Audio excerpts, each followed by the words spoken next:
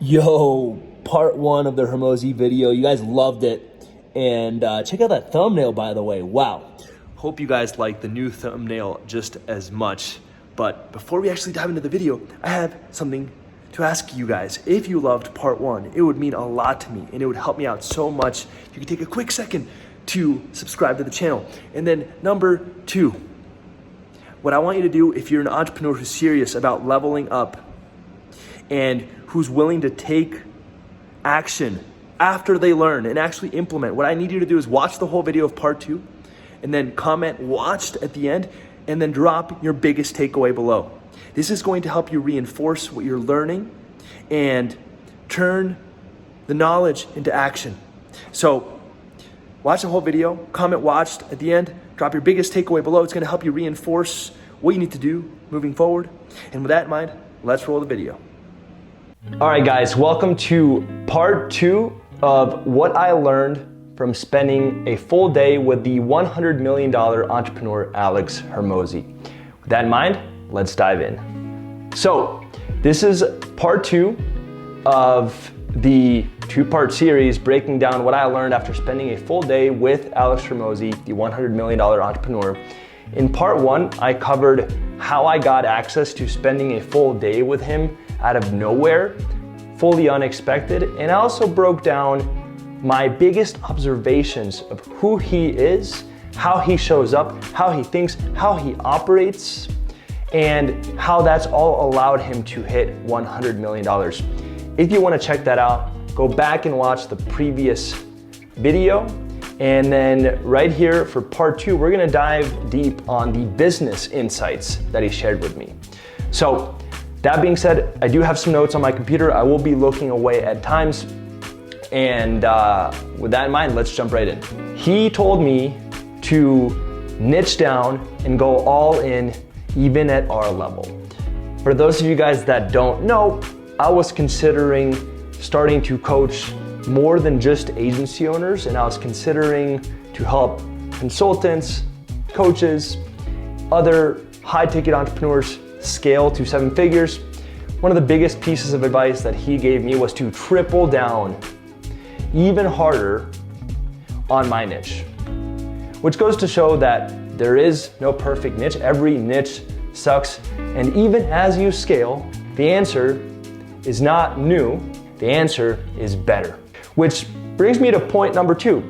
He said, Joel, you're focusing so much on adding more and new and all these strategies and this niche. He said, Joel, you would be far better off if you just focused on doing less and doing it better, which I thought was fascinating because we all have a tendency to want to add more and more and more. And at the highest levels, they're thinking the complete opposite. How do we take less and take less and just remove and just get really good at the few core things that we're doing. He said, Joel, there's other coaches out there that you guys probably know that are wide and they help coaches, consultants, high ticket entrepreneurs. And he said, Joel, I make way more money than those people in the gym niche that has maybe over 100,000 gyms, which again, goes to show the answer is to triple down on what you're doing, even at the highest levels. And I give the advice of niching down and that your niche sucks, it's you who needs to get better. I say that all the time, but I thought maybe that as you scale, the game changes, and it seems like as you scale, the game continues to be the same, which proves that fundamentals are everything, and that if you just triple down on the basics, you're gonna win. So niche down, even at the highest levels, less and better, not more and new. He said that if he had to double down on 2 things to grow his business and start all over again, if he had to pick 2 things to just completely go all in on and triple down and not focus on anything else, he said that now, after having done it, after going through the grueling stages of growth, what he would double down was on the team and the product. He said if you can build and assemble an amazing team of all-stars, and then build an incredible life-changing product or service that actually works and actually gets people amazing results, everything else will get taken care of. Now, he's not saying that paid ads don't matter. He's just saying that if you have the right people in place, they will take care of the paid ads. And if you have a great product to support it, everything else will come into place. So I thought that was really interesting. It's definitely a more mature look on business. It definitely put some things into perspective for me. He also said that if you had to pick one out of those two, I asked him, well, if you had to just pick one, he said team. He said culture trumps everything, and him and Layla, and I think it was actually Layla, so massive credit to her. She's absolutely brilliant. She referenced a Peter Drucker quote, and he's one of the most famous strategic business authors, consultants, philosophers in history. And the quote talked about how culture in your team is the number one. So that definitely got me thinking, how can I triple down on my team even more? How can I assemble a team of all-stars even more? And so forth. Which brings me to one of the other insights that he shared. He said, the number one job of the CEO and the most successful CEOs of all time all had one skill in common. They were amazing pickers. What Alex and Layla shared was that if the CEO can pick amazing people, again, everything will fall into place. Now, they're not saying that marketing and sales and operations are not important. What they're saying is that if you can knock down the domino of building an amazing team, everything else will start falling down as well. So I thought that was really interesting. They said, Joel, the number one role and value that a CEO can bring is being an amazing picker. And they talked about how Steve Jobs picked an amazing team to support him and build everything out. They talked about how now when they're evaluating opportunities, all they're really looking at the beginning is the CEO. Can they actually do it? Can they crush it? And I thought that was really, really fascinating. Alex said that your funnel does not matter. He said that he has the simplest funnel of all time, which is true. He essentially has an opt-in to an application to book a call.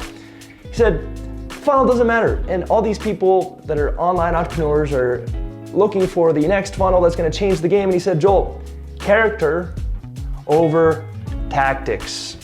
Character over tactics. If you're incredibly talented and if you are incredibly powerful as an entrepreneur, it doesn't matter what the funnel looks like, you're gonna find a way to figure it out. And it begs the question, should we focus more on the tactics or should we focus more on the character? And what I learned from him is that they both matter, but character matters first. Because if you can't level up as an entrepreneur to actually take the tactics and implement them and execute them productively, it doesn't matter what the tactic is. So they both matter, but character matters first. So essentially, who cares about the funnel? Who cares about your script? Who cares about the tactic if you aren't good? He said that you can determine the success of your business based on the amount of referrals that you're actively getting. So if you're getting a lot of referrals and people are willing to promote you, that means that your business is going in the right direction. And if you're getting less referrals or they've died out or you haven't been getting as much word of mouth, he says that's a sign that your business is going down and you need to focus more on product and service and delivery and fulfillment. I thought that was really interesting and a great way to diagnose whether you should focus more on client fulfillment and product and service or on other things. If your referrals are going up, you're doing a great job. If your referrals are going down, you need to take a look at your product, your service, your fulfillment. Alex mentioned that he took all the back-end sales for his back-end program all the way up until they were at, I think, $1 to $1.5 million per month, which shows that to scale, sometimes you have to do the unscalable. Here's a guy who's doing close to $1 million a month way back when, and he's still taking sales calls.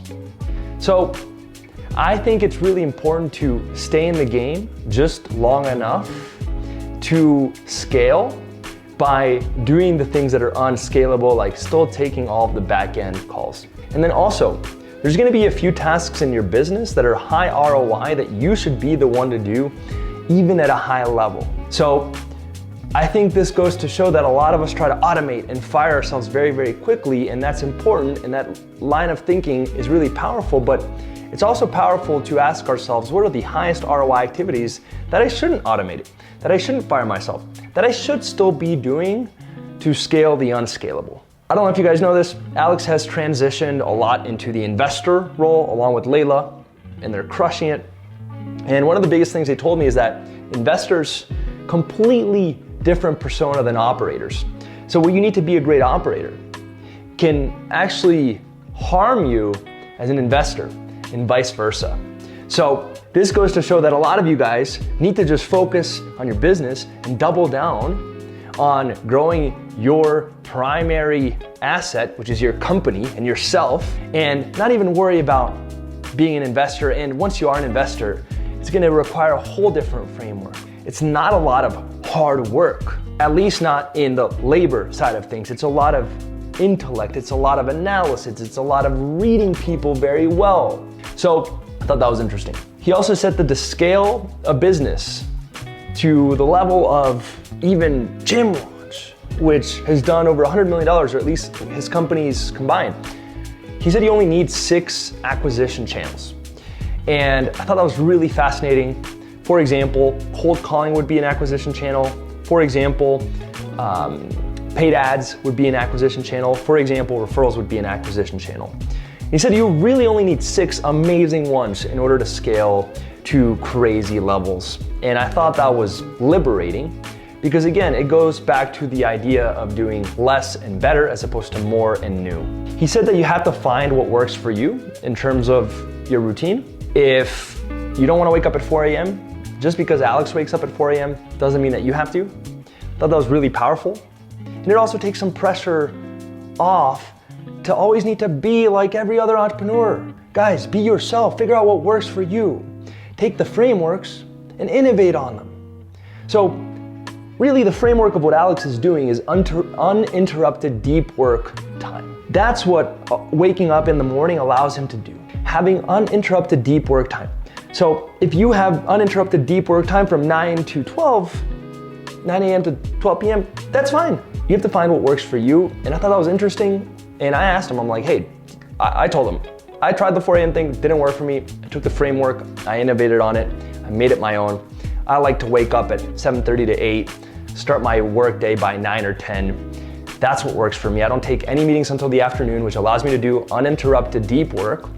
But I asked him, do you think everyone should do it? And he said, absolutely not. So really powerful. That was one of my other insights. Random golden nugget for you guys. He kept referencing this book called The Motive.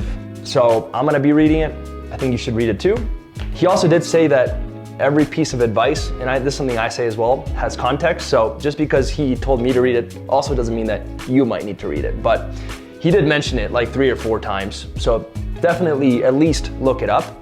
And on a quick note, Alex is also launching a brand new book. So look out for that as well. It's gonna be absolutely mind-blowing. He said one of his biggest hacks to success is leveling up your environment. So for example, if you want to get really strong, go to a gym with powerlifters. That'll force you to adapt and allow yourself to model everyone else because you're surrounding yourself in that environment. So if you want to get really big, then go to a bodybuilding gym, level up your environment. And I was giving the example that if you want to get really good at running and at cardio, join a runner's club. In business, the easiest way to level up your environment is to pay. And you essentially want to invest in mentors, invest in masterminds, where you're gonna be surrounded by people that are at the level that you want to be at. Or you wanna invest in coaches that are at the level that you want to be at. And he said, Joel, at this level, you don't really need more skills, you don't need more specific tactics, you guys have all that. He said, Joel, you need to focus on leveling up your character, who you are, and also level up your environment, your network. So I thought that was really powerful. And that being said, let's keep going. I asked him and Layla, I said, Layla, what is the number one thing that you would give me in terms of advice? There's one thing that I needed to really, really level up in to take our company to $100 million. And I asked her, what is the number one thing holding me back? And she said, 0 to 10 million, you have to be dynamic, you have to be a quick start, you have to be very much flexible, trying to test a lot of things, and she said to get to 100 million, it's about becoming a more consistent, more predictable, a more stable leader. And I thought that was fascinating because it goes to show that in order to hit the next level, it's not a matter of tactics or skills.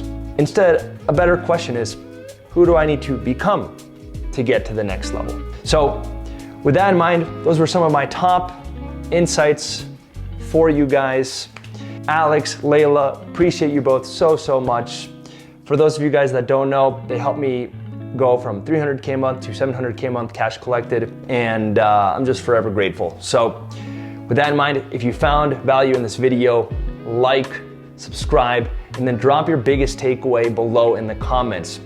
As you guys know, if you actually take the time to write your biggest takeaway, it's gonna be easier for you to actually connect with that takeaway and take it more seriously. So take a second to write it down, drop it in the comments section, and I'll see you guys on the next video. Peace.